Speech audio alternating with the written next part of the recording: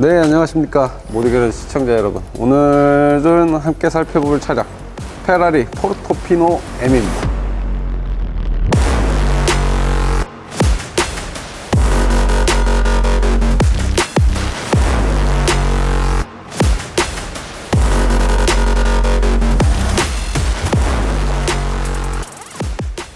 포르토피노 M이라고 해서 포르토피노 이제 신형 페이스리프트 모디피케이션이라 그래서 약간 앞뒤 범퍼가 바뀌고 뭐 휀다도 약간 변하고 그런 녀석이에요.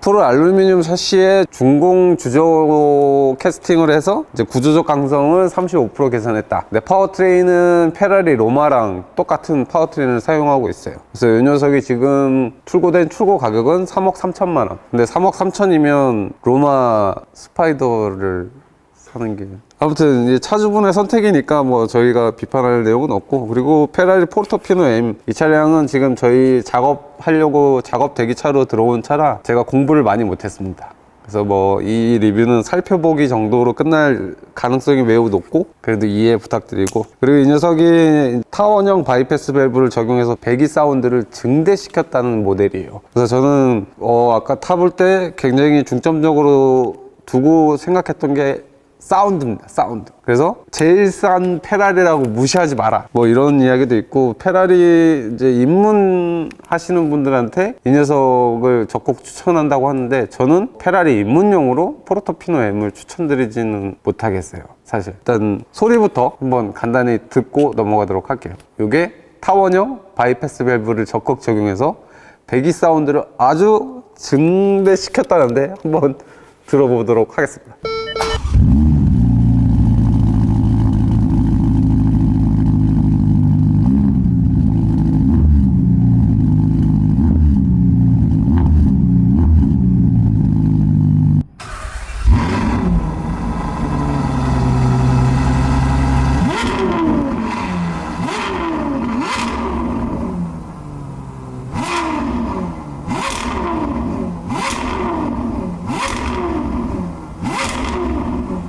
네, 지금 잠깐 들어봤지만 페라리의 음색은 이겁니다. 페라리가 추구하는 음색이랑 사운드 디자인을 거친 FR, 똑같은 FR 차량이지만 컨셉 자체의 배기 사운드가 아예 다르죠. 근데 얘도 GPF가 적용된 모델이에요.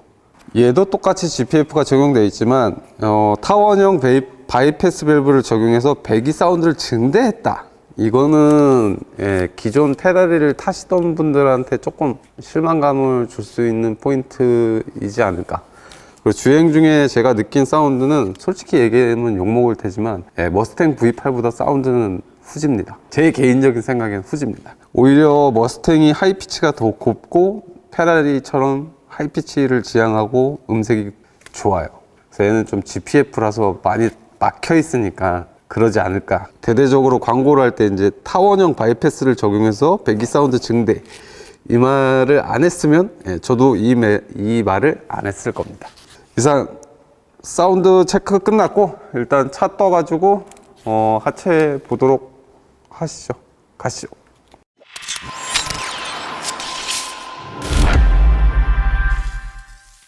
간단하게 이 녀석 스펙을 소개시켜 드리면 FMR, 그래서 에스턴 마틴 벤키지에서도 봤던 모습이에요. 조향축 기준으로 엔진이 많이 뒤로 가 있는 거. FMR을 기준으로 하고 있고, 풀 알루미늄 샤시에 로마의 파워트레인을 그대로 사용한다. 로마의 파워트레인이라고 하면 이제 V8 엔진이 탑재되어 있고 트윈 터보 엔진이에요. 그래서 터보 두 개가 장착되어 있어서 뭐 488이랑 비슷한 거 아니냐 이러다 아예 다릅니다. 아예 다르고 일단은 488이 소리가 더 좋아요. 그리고 488보다 소리가 더 좋은 게 458 자연흡기.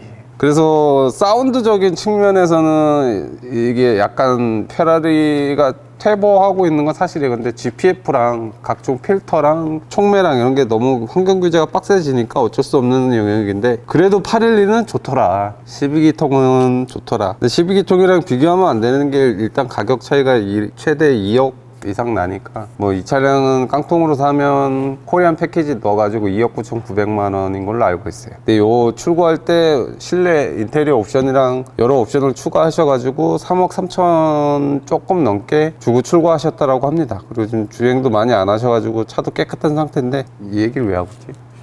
아무튼 파워트레인은 기존 포르토피노 대비했을 때 20마력 정도 올라갔고 20마력 정도 올린 게 이제 약간 터빈의 회전수를 더 올렸대요. 근데 터빈의 회전수를 측정하기 위해서 터빈 휠 스피드 센서를 탑재해 가지고 터보의 회전수를 최대한 활용하겠다. 이제 기 직전까지 쓰겠다 이런 얘기인데 뭐 2016년부터 2020년까지 4년 연속 올해 엔진상 대상을 이제 수상했던 V8 엔진 라인업입니다, 이 녀석이. 그래서 20마력 정도 올려가지고 620마력 7500rpm일 때 77.5kg 토크, 그러니까 77 토크면 상당히 토크가 세요. 근데 제가 아까 주행했던 주행 영상 보시면 이해가 되실 텐데 차가 안 나갑니다. 차가 안 나가요. 안 나가는 게 느껴지는 게 이제 가변 토크 벡터링 시스템이 이 차에 적용이 돼 있어요. 이 차랑 로마에. 가변 토크 벡터링 시스템이라고 하면은 저희가 100의 힘을 쓸 수 있다 그러면 1단에서 100의 힘을 다 쓰면 휠 스핀을 하는 거예요. 그러니까 쉽게 설명드리면 1단에서는 20의 힘이 필요한데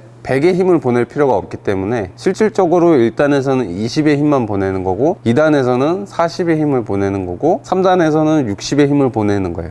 그런 식으로 각 단의 토크를 제어함으로써 부드러운 가속감 그리고 뒤가 흐르는 이제 파워 오버 스티어 현상을 잡기 위해서 각 단 토크 벡터링 시스템이 들어가서 토크 제어를 하고 있다. 그래서 예전 페라리처럼 거친 야생마 같이 팍팍 튀나가고 G값에 미칠 정도의 가속 펀치력은 안 나와요, 사실. 488만 하더라도 그냥 이러다 사람 죽겠다라는 그 가속도가 느껴지는데 제가 페라리를 많이 안 타봐서 저만 그런지 몰라도 488 대비했을 때 그 토크가 쏟아지는 그 느낌은 좀 적더라, 요 엔진이. 그래서 77.5 토크 엔진인데 그렇게까지 느껴지진 않았어요. 그리고 압축비는 9.4 대 1을 사용하고 있는데 대신 터보의 부스트 압력을 1.4바 이상 사용하면서 좀 고부스트 엔진을 쓰고 있어요. 그래서 고부스트를 사용하다 보니까 아무래도 압축비를 좀 내린 게 아닐까라는 추정을 합니다. 초반 토크렉이 살짝은 느낌이 나요. 그러니까 초반 저 RPM일 때 이제 악셀 전개를 했을 때 토크가 좀 풍성하긴 하지만 기존 F8이나 488 대비했을 때 같은 8기통 터보 기준으로 펀치력이 좀 약하다는 느낌이 살짝 있습니다. 그건 아무래도 엔진이 앞에 있고 미션이 뒤에 있어서 이제 구동 로스가 더 크기 때문에 그런 것도 하나의 요인일 것 같긴 해요. 이 녀석도 미션이 뒤에 있습니다. 원래는 포르토피노가 7단인데 이 포르토피노 M으로 바뀌면서 이제 8단 DCT로 바뀌었고 토크 전달력이 이제 35% 개선, 그리고 무게는 오히려 1단이 늘어난 8단 DCT인데 무게는 오히려 6kg 감량됐어요. 그리고 실제로 미션의 크기도 20% 정도 작아졌습니다. 굉장히 좋은 파워트레인이다. 요 8단 DCT 미션은 페라리 로마, SF90 그리고 요 녀석 이렇게 다 같이 쓰고 있어요. 어떻게 보면 페라리의 막내 모델이지만 큰형들이 이루어 놓은 거를 물려받았다. 그래서 좀 좋은 쪽으로 개선됐다. 건조 중량은 1545kg. 건조 중량이에요. 그러니까 실질적으로 이 녀석이 엔진오일, 냉각수 뭐 이런 거 다 넣으면 공차 중량이 한 1664kg 정도 됩니다. 로드스터 컨버터블 2+2 시트의 FMR에 미션 뒤에 있고 그런 차 치고는 가벼운 축에 속한다. 근데 그래야만 한다, 슈퍼카니까. 풀 알루미늄 샤시의 중공주조 캐스팅 방식으로 이제 구조적 강성이 35% 증대된 모델이에요. 그래서 여기 다 이런 메인 프레임이라고 하는 요것들이 다 중공주조 캐스팅 공법을 적용한 모델입니다. 근데 요 샤시가 페라리 로마에 똑같이 사용된다라고 보시면 될 것 같아요. 그냥 풀 알루미늄인 차? 그런 느낌? 그리고 이 서스 탱크는 알루미늄처럼 표현을 했지만 실질적으로는 플라스틱입니다. 플라스틱. 그리고 페라리 하면 상징과도 같은 이제 로커한 커브 빨간색이 적용되어 있고 트윈 스로틀 바디가 적용된 모습이랑, 그래서 슈퍼카 시스템이다 보니까 뭐 옛날부터 전통돼서 내려왔고, 그리고 페라리 하면 F1에서 사용하는 기술력을 양산차에 도입하는 브랜드답게 파워트레인 유닛은 뭐 제가 뭐 좋다 나쁘다 평가하긴 애매한 포지션? 그래서 엔진에서 특별히 이색적인 거는 이제 ABS 모듈이 요즘 차들은 엔진 안쪽으로 들어가서 ABS 모듈이 굉장히 뜨거워지는 단점이 있는데, 페라리는 이렇게 앞쪽으로 빼놔서 냉각도 되고 브레이크 각 라인이 이제 뜨거워지는 거를 미연에 방지하는 아주 좋은 포지션을 차지하고 있어요. 근데 BMW 같은 경우는 이 브레이크 라인이 알루미늄입니다. 알루미늄. 그래서 보이지 않는 곳에 경량화를 굉장히 많이 신경 쓰는 게 독일 브랜드들인데, 이 페라리가 스틸이라니. 근데 원래 스틸로 하는 게 정상이니까. 예.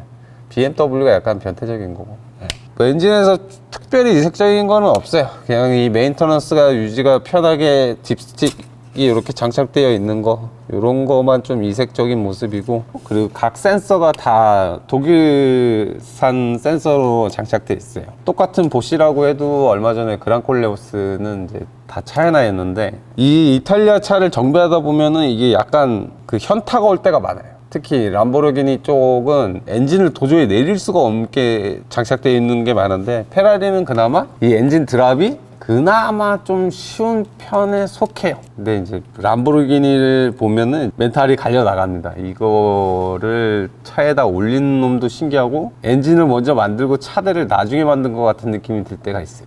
페라리는 그러진 않고 밑으로 그냥 서브프레임 아세이로 드랍하는 형태로 하기 때문에 메인터넌스가 비용은 많이 나오지 어렵지는 않다. 근데 이거 보다가 이제 12기통 보면은, 네, 그렇습니다. 네. 그리고 텁이 좀 강성 유지할 수 있게 이렇게 다이아몬드 플랫 형태로 이렇게 되어 있는데, 실질적으로 이렇게 보강이 되어 있는 거예요. 그래서 엔진룸 보강을 굉장히 타이트하게 해놨다. 그래서 슈퍼카답게 해놨다라고 생각하시면 될 것 같아요. 네, 요게 이제 포르토피노 M입니다 라고 해도 다들 믿으실 거예요. 그래서 요 녀석 후기형, 이게 이제 캘리포니아 터보, 요 녀석 후발 주자로 저 녀석이 나온 건데, 이 캘리포니아 터보도 이렇게 시스템은 똑같아요. 똑같은 시스템을 사용하는데 왜 이렇게 다 드러냈냐, 뱅커가 이 안에 있는 벨리에 오일 쿨러가 들어가는데, 그 오일 쿨러가 터지는 게 고질병입니다. 고질병이라서 지금 쿨러 오링이랑 쿨러를 기다리고 있는 상황이고, 이 오일 필터 하우징에서도 누유가 있어요. 그래서 필터 하우징도 저희가 풀림 체크를 했더니 풀렸어요. 그래서 오링도 교환하고 풀림도 이제 정토크로 다시 조여준 상태입니다. 그래서 여기서 시원하게 보이듯이 이제 고압 펌프 장착되어 있고, 인젝터는 여기에 박히는 타입이에요. 그래서 뭐 그냥 어려울 거 없지, 다 똑같은 엔진이다. 근데 요 이제 요 프레임이 다르죠. 두께가 지금 포르토피노 M 같은 경우는 이 중공주조 캐스팅이라 해서 여기가 더 크고 넓어요. 그리고 이 보강하는 보강바도 더 크고, 그래서 지금 뜯어놓고 보면 이렇게 보강이 되어 있는 게 눈으로 보이실 거예요. 이렇게 다이아몬드 플랫으로 전체를 보강하고 있는 이런 시스템이다. 그래서 실질적으로 이 뒤쪽 정비하려면은 이 뒤쪽을 다 뜯어내야 돼요. 이렇게.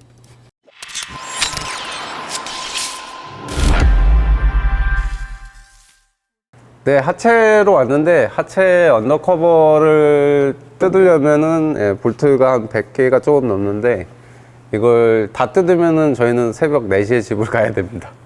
그리고 차주분도 뭐 양해를 먼저 구하지 못해서 그냥 살펴보기, 예, 어차피 하체 왜 보냐 이런 말 나오는데 뭐 살펴보기나 하시죠. 그래서 여기 벤틀레이티드 투피스 로터, 풀 플로팅 로터, 카본 디스크 로터로요, 이 바람을 보내주는 미약한 가이드가 있어요. 근데 이거는 페라리 차 중에 처음 봤어요. 이렇게 브레이크 덕트가 이렇게 안 돼 있는 차는 처음 봤습니다. 근데 뭐 카본 세라믹 로터고 뭐 그러니까 뭐 크게 문제는 안 될 것 같아요, 제 생각에는. 그리고 앞쪽 이 너클의 볼륨은 상당히 이제 볼륨 크기는 굉장히 커요. 너클 사이즈는 비약적으로 위아래로 큰데, 이제 에스턴 마틴에 비하면 굉장히 작아 보이는 아이러니한 상황. 근데 이 스티어링 타이로드 엔드가 위쪽에 가서 고정돼 있어가지고, 에스턴 마틴 같은 경우는 범프 스티어가 딱 들어갔을 때, 범프 스티어라고 하면 이제 하중이 걸려서 바퀴가 눌리는 상황. 그 범프 스티어 때 토인이 되는 상황이었어요.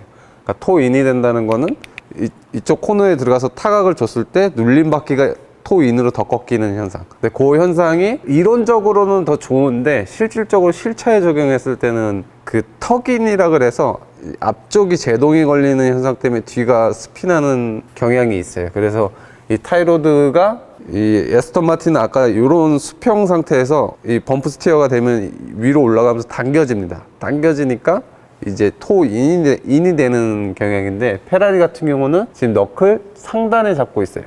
그래서 이게 슈퍼카들의 전통이니까 이 방식이 맞을 거라고 예측됩니다. 예측. W21 구조도 에스턴 마틴은 이 반대 형태였는데, 페라리는 이제 텐션 쪽으로 어퍼함을 이렇게 위치를 했어요. 그 말인즉 주행을 할 때 바퀴가 뒤로 가는 현상이 이 녀석이 확실히 적다. 에스턴 마틴 같은 경우는 뒤에 이제 커다란 부싱이 있기 때문에 주행을 할 때 가속을 줄 때 이 타이어가 전체적으로 뒤로 가는 경향이 있어요. 뒤쪽 부싱이기 때문에. 페라리 같은 경우는 여기를 똑같은 원형 부싱이지만 가로가 아닌 세로의 작은 부싱을 사용하고 이 위시본을 앞쪽으로 고정을 하면서 타이어가 뒤로 가려고 하는 경향을 많이 잡은 거예요. 그래서 스포츠성 주행에는 역시 페라리.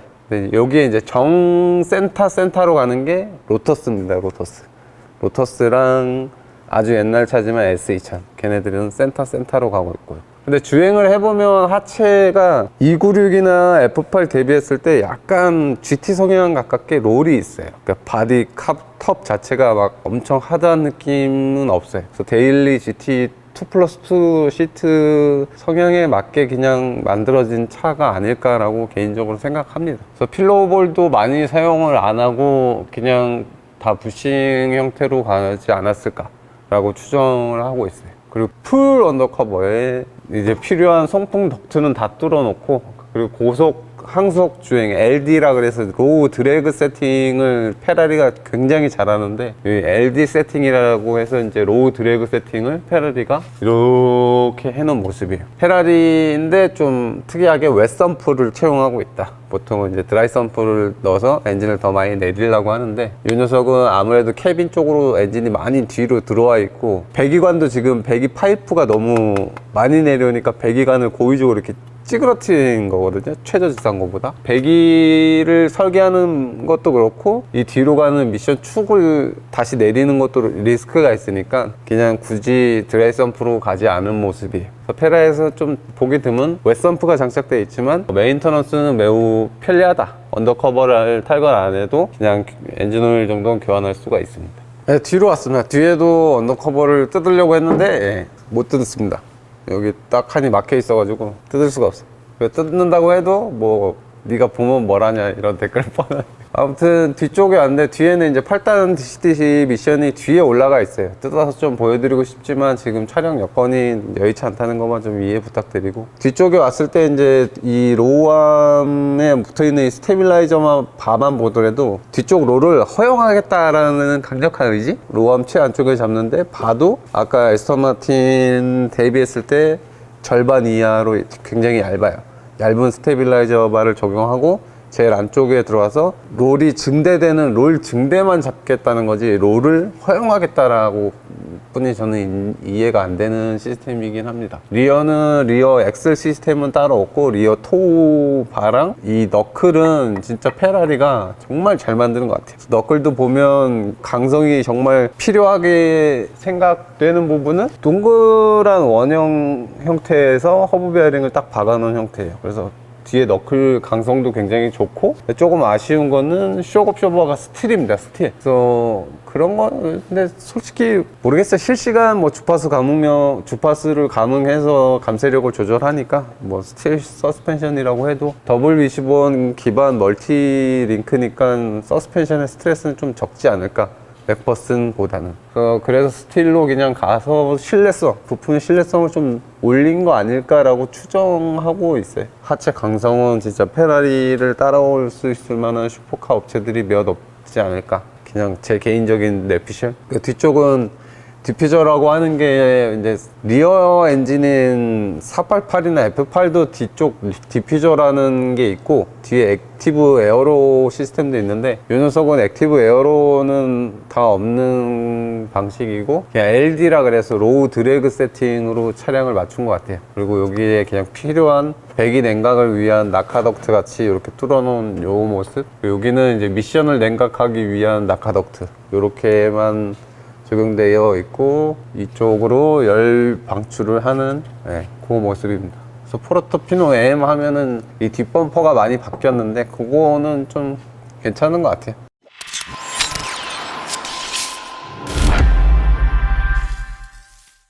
네, 이렇게 이제 포르토피노 M 간략히 정말 살펴보기만 했는데 페라리 포르토피노 M 제가 보면서 새롭게 느껴지는 거는 사실 없어요. 캘리포니아 T에서 많이 봤던 모습들이 그대로 재현되어 있고 페라리 로마에서도 봤던 형태라서 실질적으로 저희 구독자분들이 어떤 부분들이 궁금해할지 잘 몰라서 그래서 페라리 다음 편을 찍게 되면 궁금한 위주로 제가 리뷰를 하고 공부를 해서 알려드리는 방향으로 가도록 하겠습니다. 그리고 제가 느낄 때는 아무리 봐도 뒷모습이 이 차의 뒷모습은 맥스 베르스타펜과 너무 똑같이 생겼는데 여러분들의 생각은 어떠신지 개인적으로 한번 댓글 남겨주시기 바라겠습니다. 모두게러지 항상 좋게 시청해 주시는 분들 너무 감사드립니다. 감사합니다.